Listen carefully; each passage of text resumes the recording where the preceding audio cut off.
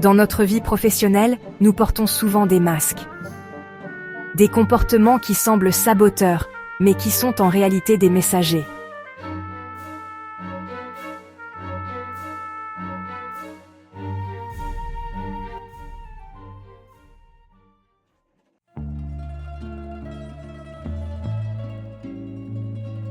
Je ne tolérerai aucun écart dans cette classe.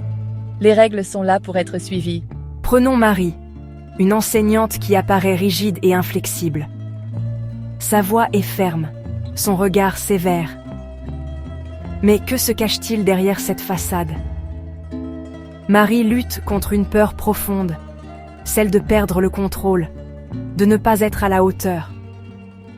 Son monstre de rigidité lui murmure en réalité un besoin de sécurité et de reconnaissance. En écoutant ce message, Marie pourrait découvrir de nouvelles façons d'enseigner, plus flexibles et épanouissantes. Oh, je ne peux plus. C'est trop. Encore une garde de nuit. Je ne sais pas combien de temps je peux tenir comme ça. Passons maintenant à Thomas, un infirmier qui semble avoir perdu toute compassion. Ses yeux sont cernés, ses épaules affaissées. Que nous dit vraiment son attitude? Oui, je vais bien. Ne t'inquiète pas pour moi. J'ai juste besoin d'un café. L'épuisement de Thomas n'est pas de l'indifférence, mais un cri d'aide silencieux. Son monstre de fatigue lui signale un besoin urgent de soutien et de repos.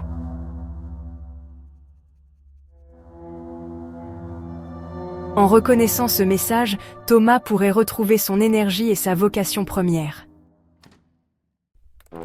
Non, ça doit être fait exactement comme je l'ai dit. Pas d'improvisation. C'est crucial pour la réussite du projet. Voici maintenant Claire, une ingénieure qui semble obsédée par le contrôle. Ses collègues la trouvent difficile, mais que cache réellement ce comportement? Y a-t-il plus derrière cette façade de perfection? Le besoin de contrôle de Claire masque une profonde insécurité professionnelle. Son monstre de perfectionnisme lui parle d'un désir d'excellence et de reconnaissance. En écoutant ce message, Claire pourrait apprendre à faire confiance et à déléguer.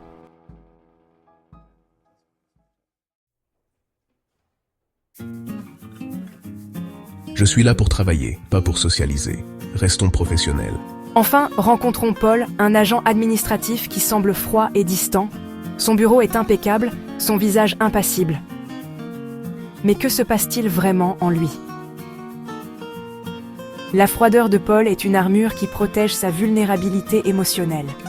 Son monstre de retrait lui signale un besoin de sécurité émotionnelle dans ses relations. En comprenant ce message, Paul pourrait s'ouvrir à des connexions plus authentiques au travail. Ces monstres que nous portons ne sont pas là pour nous saboter.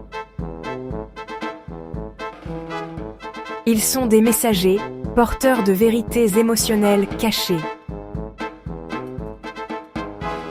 Chaque monstre est une partie de nous qui mérite d'être entendue et comprise.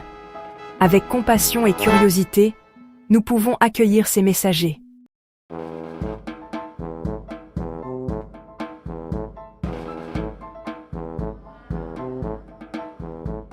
Et ainsi, ouvrir la voie à une vie professionnelle plus épanouissante et authentique.